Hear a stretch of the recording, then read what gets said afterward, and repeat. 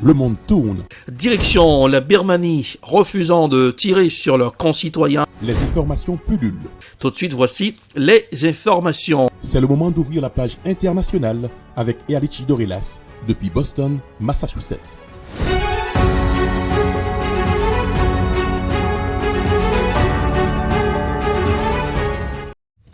Mesdames, Messieurs, bonsoir, bonne arrivée, bienvenue dans la page internationale au grand journal du 14h, depuis la newsroom dans la capitale des grandes universités du monde, Boston, Massachusetts. Erlich Dorelas pour présenter la page internationale à Jacques Maël pour le grand journal. Joannel François Roubans sur les manœuvres techniques.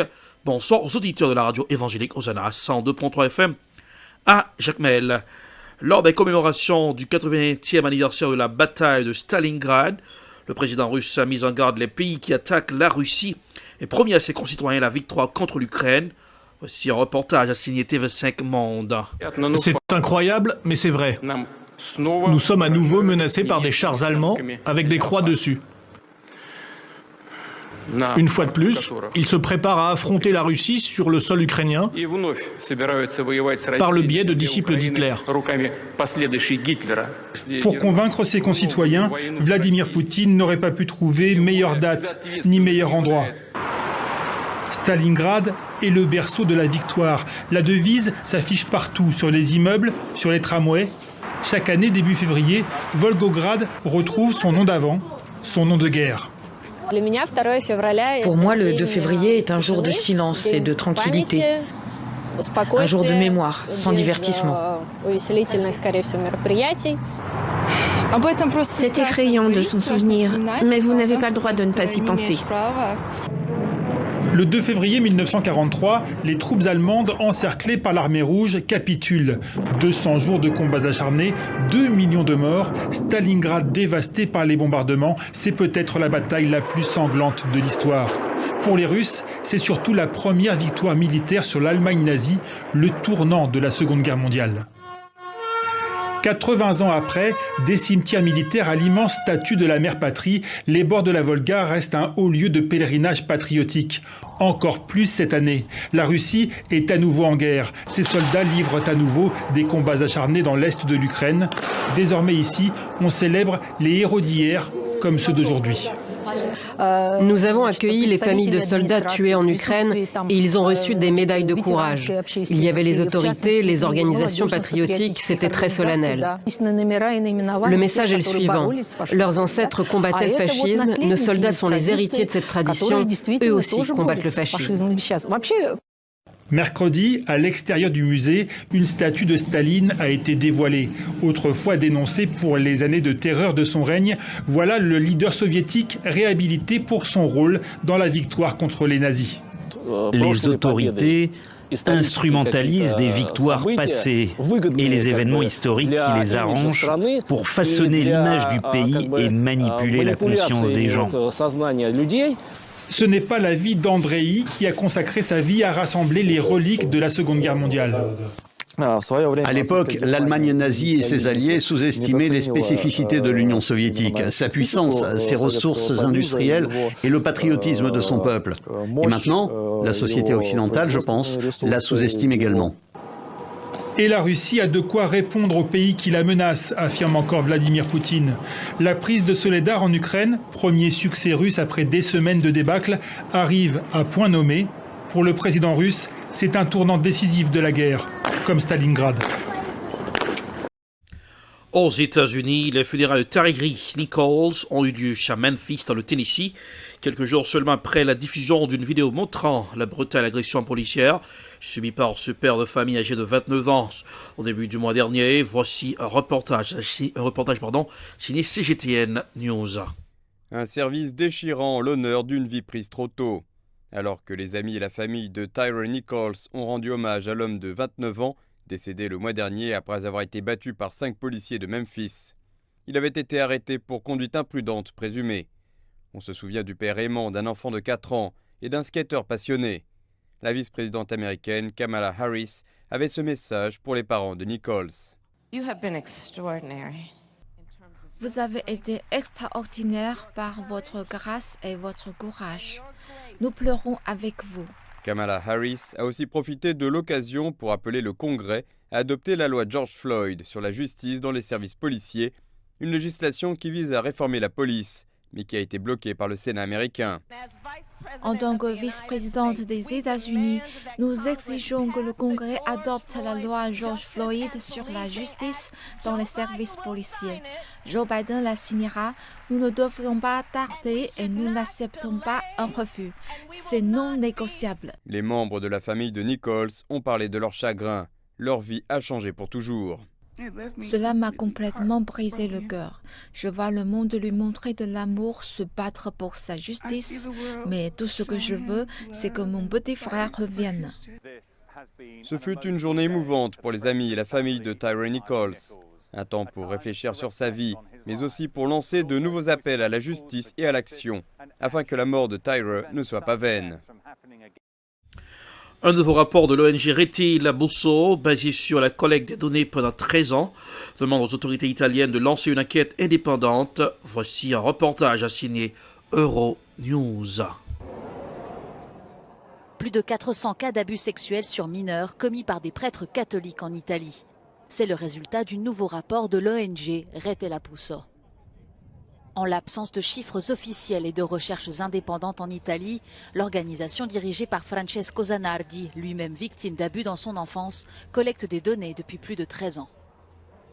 L'ONG a publié son rapport le plus détaillé à ce jour et estime que le nombre total d'abus sexuels en Italie pourrait largement dépasser ceux des autres pays. Le rapport a été envoyé aux autorités italiennes dans l'espoir qu'elles lanceront enfin une enquête indépendante. Su un periodo lungo come quello preso in esame dalla Francia, che evidenziava circa 300.000 vittime tra preti e indotto cattolico, volontari, eccetera, eccetera. Ecco, qui in Italia saremmo ben oltre il doppio, ecco. Quindi la situazione è veramente molto pesante ed è proprio per questo motivo anche che le istituzioni temono molto di fare chiarezza. En 2019, l'ONU a demandé à l'Italie de mener une enquête indépendante, mais jusqu'à présent, la situation n'a pas changé. ECA Global, l'organisation internationale de lutte contre les abus sexuels dans l'Église, a également demandé que la question soit traitée au niveau européen.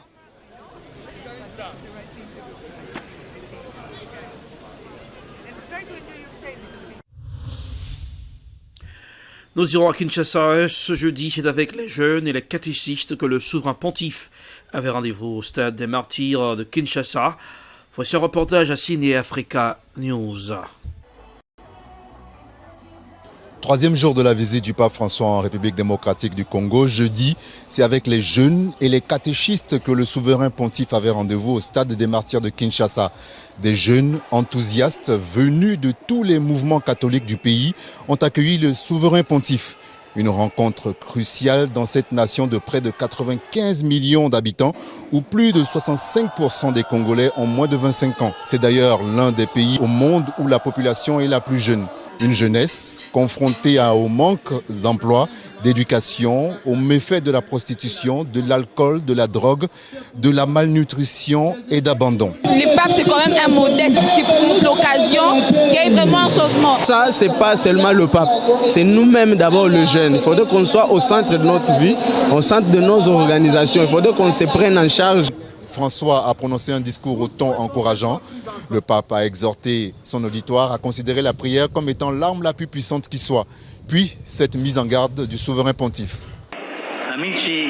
Mes amis, ne laissez pas votre jeunesse être gâchée par la solitude et la fermeture. Pensez toujours à vous ensemble et vous serez heureux, car la communauté est la voie pour vivre en harmonie avec soi-même, pour être fidèle à sa vocation. Au contraire, les choix individualistes semblent attrayants au début, mais ils ne laissent ensuite qu'un grand vide intérieur. Pensez à la drogue. Vous vous cachez des autres, de la vie réelle, pour vous sentir tout puissant, et à la fin, vous vous retrouvez privé de tout. Le pape a mis en avant Floribert Bonatui, ce douanier de 25 ans qui a été enlevé, torturé et tué en juillet 2007 à Goma, dans l'est de la RDC. Il avait refusé en raison de sa foi catholique de participer au vaste réseau de corruption qui imposait sa loi dans cette partie du pays. Ne laissez pas votre vie se faire emporter par le courant pollué. Indignez-vous sans jamais céder aux flatteries séductrices mais empoisonnées de la corruption, a conclu le Saint-Père. La visite du pape en RDC prend fin ce vendredi. Il est attendu le même jour au Soudan du Sud. Serge Kofi, Kinshasa, Africa News. La Russie investit en Afrique. Lundi 1er février, une conférence sur les investissements russes sur le continent africain a eu lieu. Les hommes d'affaires russes se sont entretenus avec des entrepreneurs et des ambassadeurs des pays africains. Plus de détails avec le reporter de RT, Antoine Clairaut, est sur les lieux pour reportage. Ce 1er février se tient à Moscou une conférence dédiée à l'investissement en Afrique. Cet événement a pour ambition de faire se rencontrer les représentants d'entreprises russes déjà présentes sur le continent africain, mais aussi celles qui comptent s'y installer et bien entendu des représentants des pays concernés. Vous savez, on se découvre, comme je vous dis, les méthodes ne sont pas tout à fait les mêmes.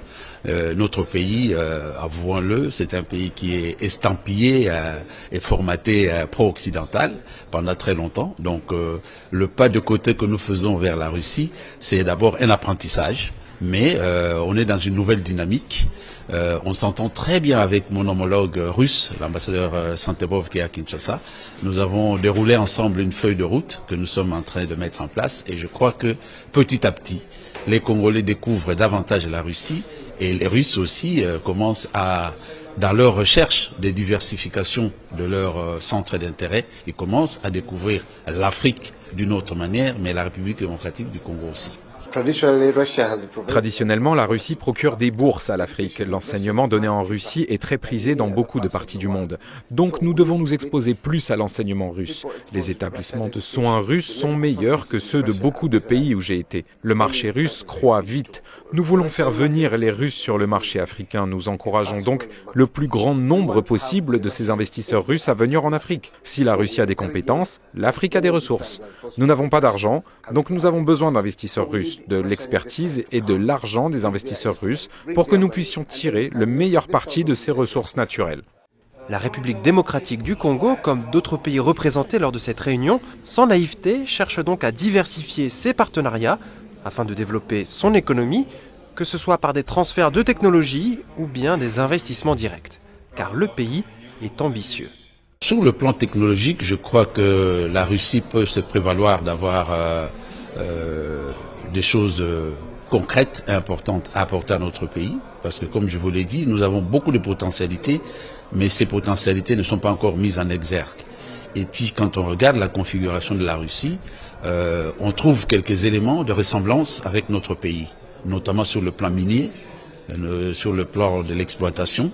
Vous êtes très avancés et nous, on peut bénéficier de ces technologies russes pour pouvoir justement mettre à jour et en valeur et créer des chaînes de valeur en ce qui concerne un certain nombre de secteurs, dont celui de l'agriculture, parce qu'aujourd'hui, à la faveur de ce qui se passe, on a compris que la Russie nourrit quand même une bonne partie du monde en matière de céréales, par exemple. Donc nous voulons bénéficier de ces expériences-là pour pouvoir donner un peu plus de chance et donner un peu plus de visibilité à la République démocratique du Congo comme pays producteur et comme pays éventuellement exportateur. Mon pays a toutes les capacités pour pouvoir se retrouver en première ligne. Dans les 10 ans qui viennent, faisons le pari que nous serons parmi les 3 premiers pays le plus importants, du moins au niveau du continent.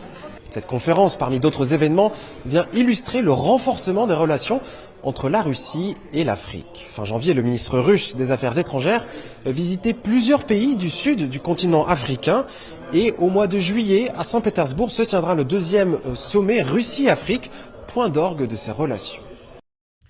C'est la fin de la page internationale pour aujourd'hui. Merci d'avoir été les nôtres. La production est signée de Prod, réalisation Télébeltop pour le camp de la radio évangélique Osana 102.3 FM à Jacmel.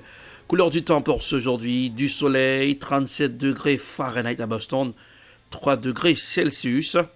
Jacmel, 86 degrés Fahrenheit, 30 degrés Celsius. Bonsoir Joël, bonsoir Rubens, bonsoir aux auditeurs de la radio évangélique Osana 102.3 FM à Jacmel. Passez un excellent jeudi. Bonsoir, à demain.